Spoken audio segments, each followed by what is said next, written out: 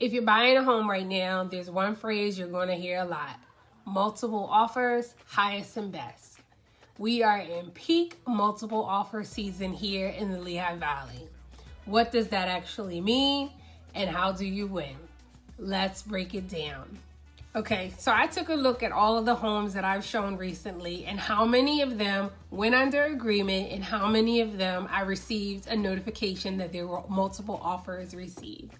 55% received multiple offers, and the agent sent out an email asking that any interested buyers send their highest and best offer before the stated deadline. I did a video before about getting your offer accepted, and this video is kind of in addition to that. Just a few more tips, that I didn't present before. If you're a buyer in this market, it is very frustrating because it can feel like a bidding war. So my first tip is don't panic, but also don't get too attached. Firstly, you have to switch your thinking from being a buyer to being the seller. But the thing is, you don't know what's most important to the seller because everybody's different. Is it terms? Do they need flexibility? Do they need time to find a new house? Do they need time to wait for their home to be built? Is the property vacant? Do they just want this to be over and done with as soon as possible? Or do they need the most money out of the deal? These are the things that you have to consider. And then you also have to think about how can you make your offer strong without giving away the farm. So let's talk about that. 1, if your pre-approval is say $300K, maybe look at homes under your pre-approval so you have some wiggle room to go over asking. 2, consider using an escalation clause. What's an escalation clause, you say? The best example I can give you is like eBay. Have you ever allowed eBay to bid for you on an auction item? You tell eBay where to start, and then it slowly moves up in increments until it gets to your maximum offer. You can do this on houses too in Pennsylvania.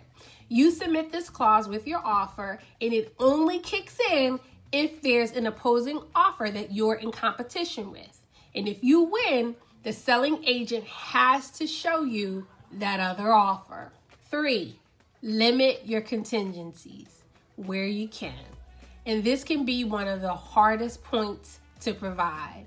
A mortgage is a contingency, an appraisal is a contingency, and an inspection is a contingency. And this is where people struggle the most because you are trusting and put a lot of good faith into the seller being honest. But this is happening in PA. You have to know if this is right for you. So definitely think about that. 4, be flexible on closing or move-in dates. Can you be agreeable to the seller's terms on dates? One of the big reasons May, June is peak season is because families are planning to move over the summer. But if you can be flexible, let your agent know. 5, can you get your lender to contact the seller's agent and indicate what a strong client you are? Have they already completed underwriting on your file, verified your finances? Can they reach out on your behalf and brag and boast on you a little? It can't hurt. Anything that's one step less that the seller's agent has to do is a perk for you. And 6, remember, the seller is thinking net. And net means after expenses.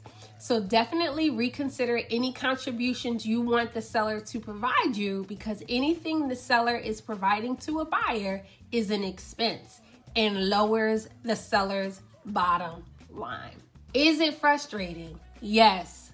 Honestly, the biggest tip for navigating multiple offers is patience. Multiple offers don't have to be overwhelming. It all comes down to strategy. Know your strengths and weaknesses so when you submit your offer, you don't feel like you gave up too much, that you've put yourself at a disadvantage. You're still in the driver's seat. My name is Tiffany Nelson, and I'm a realtor here in the Lehigh Valley. If you or someone you know needs help navigating this crazy market, I would love to hear from you. Are you new to this, true to this? or perhaps you're a veteran. Either way, I have a buyer's guide here on the channel. It has all my videos for buyers to help provide some helpful tips for buyers navigating the housing market here in the Lehigh Valley. I've queued it up for you on screen. Thanks for watching.